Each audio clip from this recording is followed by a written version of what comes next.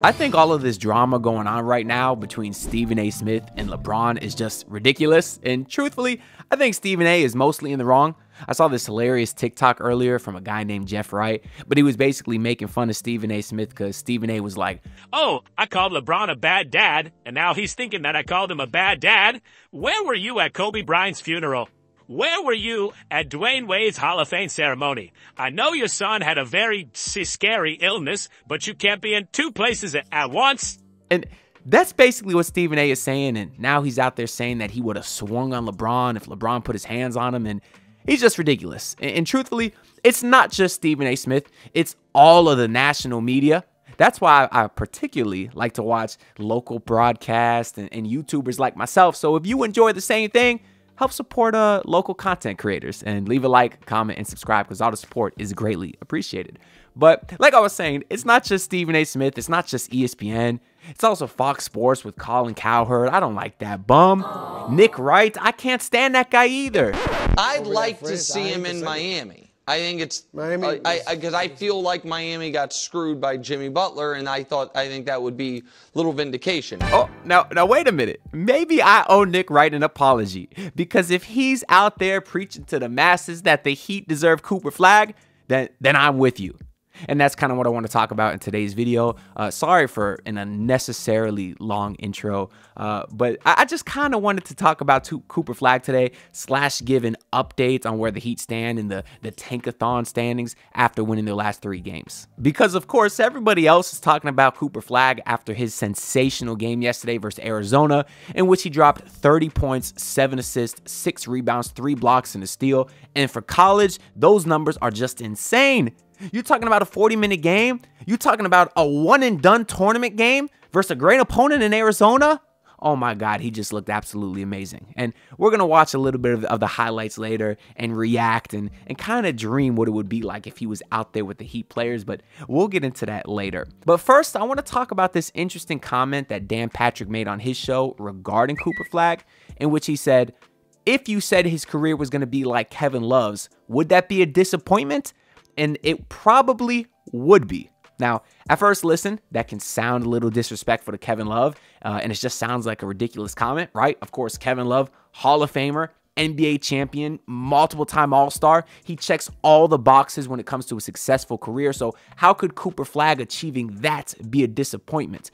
But truthfully, I didn't really think it was disrespectful because you're comparing Kevin Love to a guy who has the potential to really be one of the greatest players of all time at his position, potentially.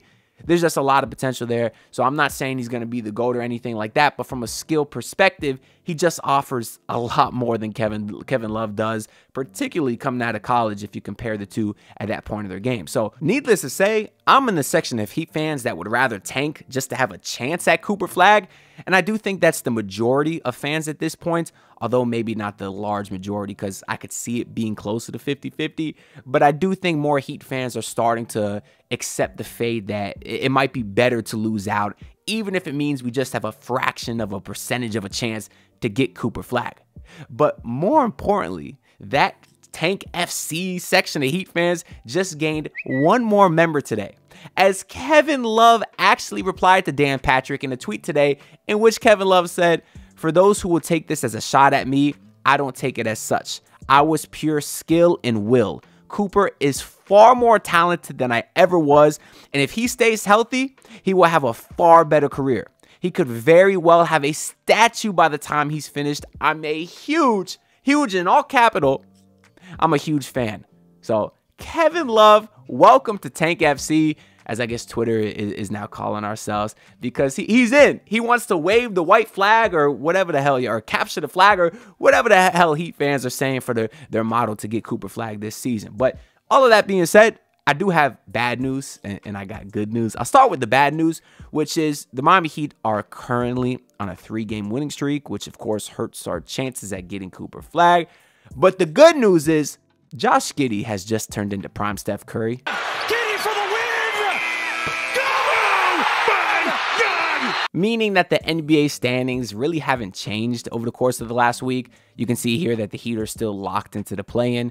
And the last 9 games of the regular season are basically meaningless. I mean, the only changes that you might see is maybe the Heat get a home playing game, or maybe they could even jump up to 7 or 8, which means that they can lose the first playing game and have a second opportunity to make it. But right now, the Heat are still 1 game back of the Chicago Bulls, 2 back of the Magic, and 3 back of the Atlanta Hawks, even though we just beat them yesterday. And also, the Hawks do own the tiebreaker with Miami, so they're essentially another game up on us. The Heat and Magic this year split their season series 2-2, so that'll go to some other tiebreaker, which who even knows what that is. And the Chicago Bulls also have the tiebreaker versus the Miami Heat, so we're basically 2 back of them also. So as of right now, it is looking pretty likely that the Heat will finish in 10th, which if you do want the team to tank and get into the lottery, then that is best case scenario. Now, while I do think it's beneficial for them to ultimately miss out on the postseason, I don't think it's great if they just lose every single game the rest of the season. This is a point I kind of touched on in yesterday's post-game video, because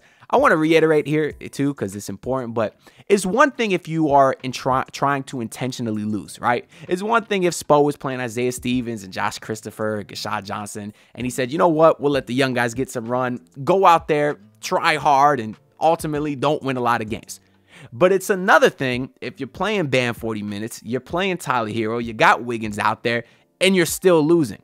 Because if the goal is to get Cooper Flagg and add him to this core, well, okay, I might feel good about Cooper Flagg. But if this Heat team finishes the season on another 9-game losing streak, well, then I'm not going to feel very good about Bam and Tyler Hero at all.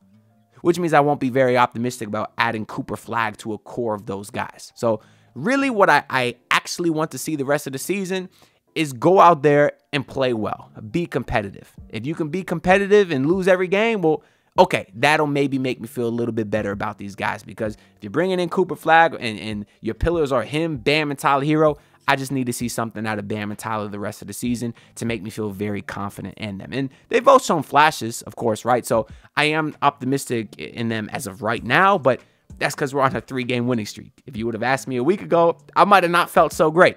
Because I would say, how can you build around the guys in Bam and Tyler, and they just went on a 10-game losing streak? You can't do that.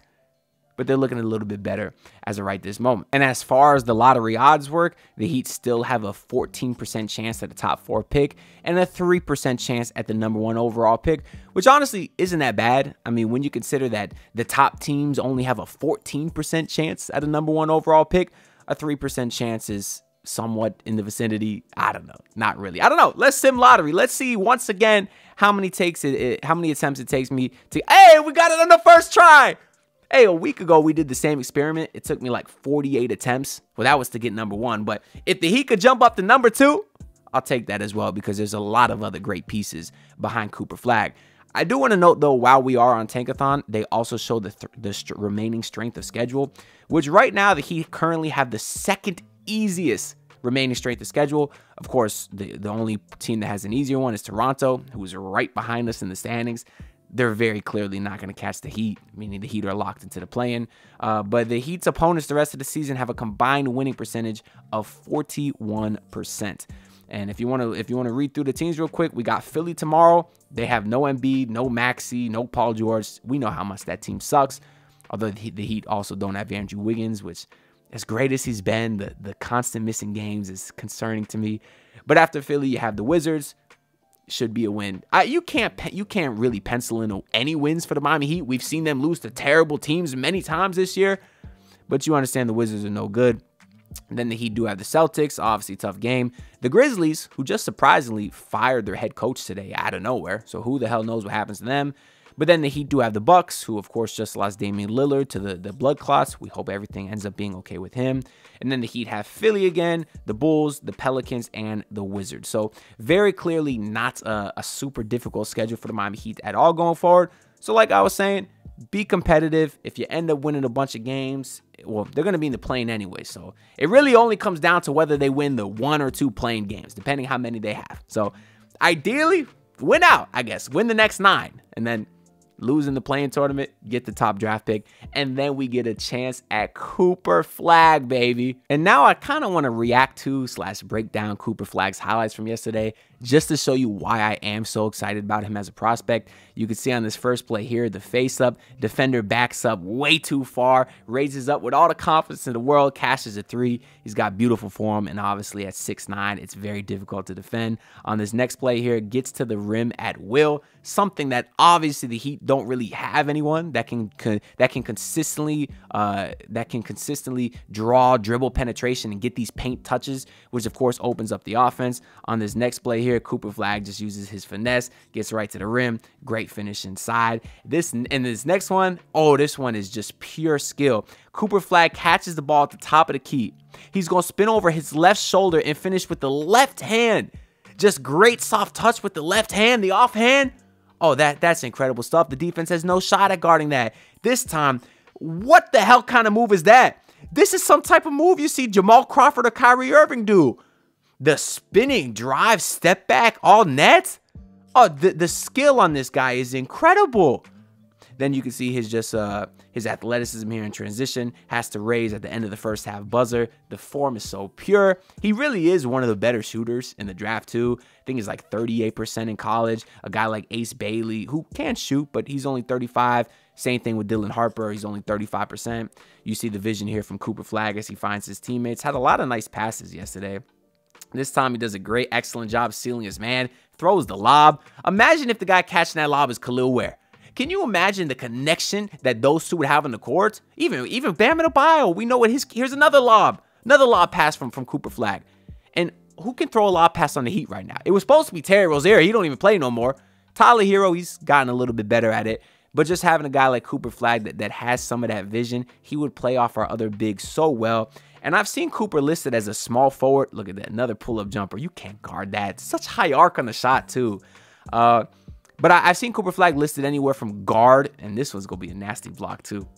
Just providing that interior defense that the Heat really don't have outside of Khalil Ware. I interrupt this video to tell y'all about something that you're definitely going to want to hear about, because let's be honest, things aren't so great with the Miami Heat right now, but that's okay because March Madness is here and every game is a chance to cash in. And y'all know I'm locked in, so I got to dabble a little bit in the sports betting. So what better way to do that than with MyBookie's Bet and Get program, where when you bet on a March Madness game, you get a surprise reward. That could be cash back, bonus chips, free bets. You never know what's coming next. And as Heat fans, y'all should be locked in too, because truthfully, we're probably going to have a very high draft pick, but I'm good with that because Cooper Flagg, VJ Edgecombe, all the top prospects are looking amazing. So make sure y'all get in on the action with MyBookie and sign up using promo code MM50. That's MM50. And that will allow you to boost your bankroll with a deposit bonus to make sure you get the most out of your money.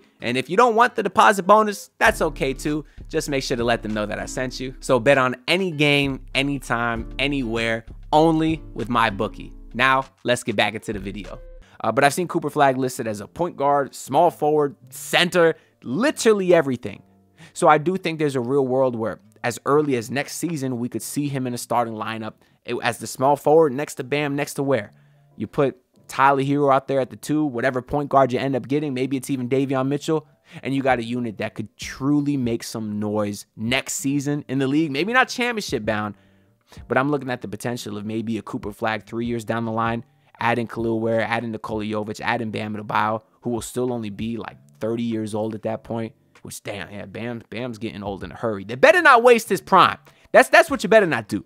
You wasted Jimmy Butler's prime. Don't waste Bam Adebayo's prime, Pat Riley. Don't do it, Adam Simon, Eric Spoelstra. Go get Bam Adebayo some help. And if you can't get Cooper Flagg, go get someone else. I don't even care if it's Trae Young or KD.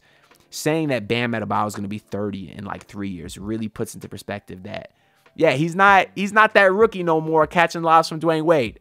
But that being said, Cooper Flagg is a guy that obviously would fit so well on this team for now and the future. And that's why I'd love the Heat to go get him. But anyways, that's really all I got to say for this video. Let me know all y'all thoughts down below. Are you in the Tank FC or are you in the make the playoffs because we could beat the Cavs? Which, I mean, the Heat have been competitive with the Cavs this year. They even beat them. Maybe we can't beat the Cavs. I don't know. I got to stop recording before I say say anything more crazy than that. Make sure to comment, subscribe, like the video. I'll see you on the next one. Peace out, everyone. Look, pull up in your city, tryna get that dead face. Do it on my own, I don't need no dead weight. Had to kill him off, yeah, I need a head space. You know this homegrown bitch don't offend me.